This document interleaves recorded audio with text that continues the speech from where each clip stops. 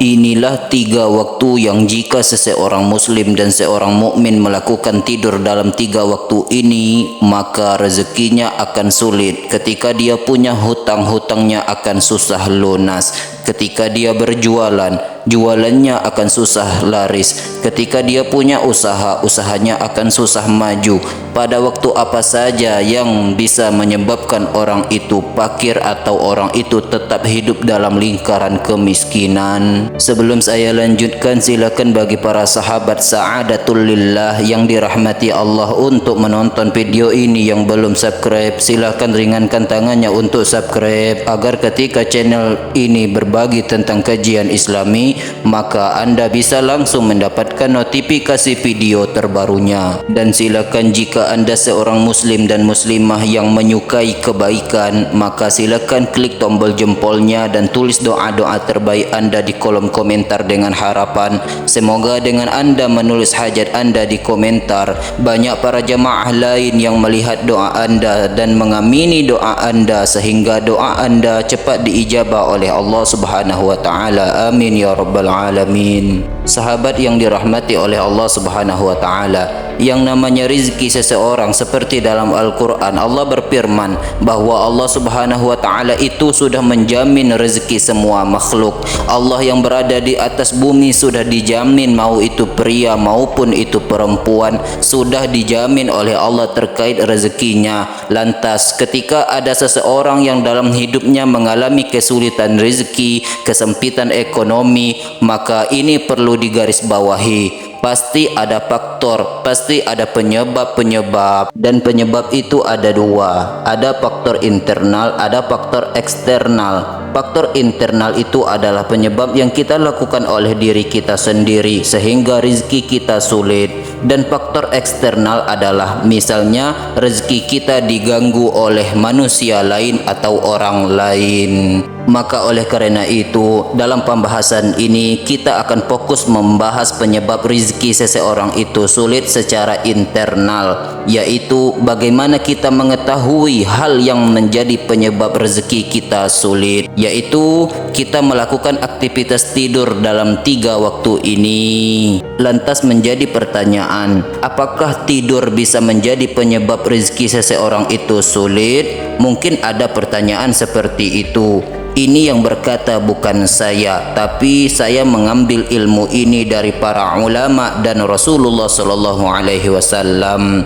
Kenapa tidur dalam 3 waktu ini menjadi penyebab rezekinya sulit? Misalnya, ada orang yang tinggal dalam satu rumah dan orang itu melakukan hal ini, seperti anak kita atau suami kita melakukan tidur dalam 3 waktu ini. Itu sama saja mempunyai sifat, mempunyai efek kepada penghuni rumah. Nah, yang pertama, aktivitas tidur yang bisa menyebabkan seseorang rezekinya sulit, hutangnya menumpuk, jualannya sepi, bahkan usahanya enggak lancar.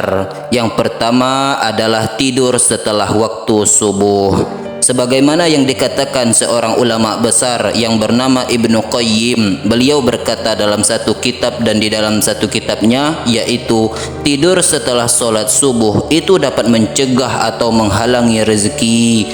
Kenapa tidur waktu subuh dapat mencegah atau menghalangi rezeki? Karena pada waktu subuh adalah waktu yang sangat mustajab untuk mencari rezeki, dan pada waktu subuh ini adalah waktu sebagaimana Allah memberikan rezeki kepada hambanya, yaitu waktu kismatil arzak. Oleh karena itu, pada waktu subuh adalah waktu yang sangat mustajab waktunya, dan tidur setelah waktu subuh wahwa arifin. Maka tidur setelah waktu subuh itu makruh kecuali ada penyebab atau keperluan.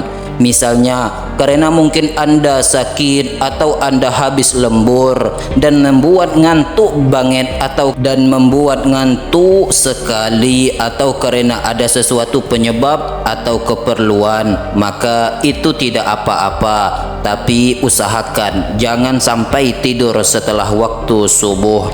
Misalnya bapak-bapak habis pulang dari masjid salat subuh dan masjid banyak orang baca zikir dan melakukan banyak amalan, maka disarankan untuk bikin kopi atau membuat kopi. Setidaknya ada niat buat kopi itu, ya Allah saya niat buat kopi agar saya tidak ngantuk dan tidak tidur. Setelah sholat subuh, maka ketika buat kopinya itu ibadah, dan di situ ada fathur rezeki atau pintu rezeki. Dan misalnya ibu-ibu ketika sudah sholat subuh bersiap untuk masak dan nyiapin keperluan anak, nyiapin keperluan suami, enggak sempat berzikir, maka enggak sempat ini bagaimana kasus zikirnya? Yaitu sudah jelas yang namanya ibadah kepada Allah Subhanahu wa taala itu bukan hanya solat, bukan hanya solawat, bahkan bukan hanya puasa. Misalnya ada seseorang istri di pagi hari masak, nyapu, ngepel, itu diniatkan untuk beribadah kepada Allah Subhanahu wa taala, maka bisa menjadi ladang pahala atau fathur rezeki, yaitu membuka pintu-pintu kebaikan untuk ibu-ibu tersebut. Misalnya seorang istri mau nyapu pagi-pagi dan berniat, ya Allah saya niat bersih rumah saya ini ketika menyiapkan makanan untuk anak dan suami dengan niat yang baik-baik, maka itu akan menjadi hal yang menjadi penyebab rezeki itu akan terbuka lebar.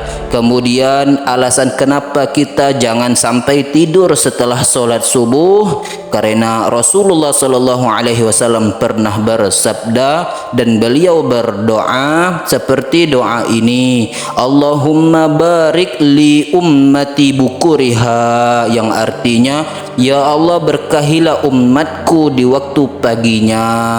Maka oleh karena itu Rasulullah pun berdoa seperti itu. Kemudian kita sebagai umatnya ketika selesai sholat subuh kok malah tidur. Dari Nabi Muhammad, di mana Nabi Muhammad mendoakan keberkahan bagi umatnya di waktu pagi. Kemudian dalam kitab lain juga dijelaskan kenapa kita jangan sampai tidur setelah sholat subuh, karena waktu tidur setelah sholat subuh itu hukumnya makruh atau dilarang. Maka oleh karena itu pokoknya jangan sampai tidur setelah sholat subuh sampai terbitnya matahari. Dan yang kedua, tidur yang dapat menyebabkan seseorang itu rezekinya sulit adalah tidur setelah sholat asar. Sholat asar ini biasanya waktu kadang-kadang ngantuk, kemudian kita tidur.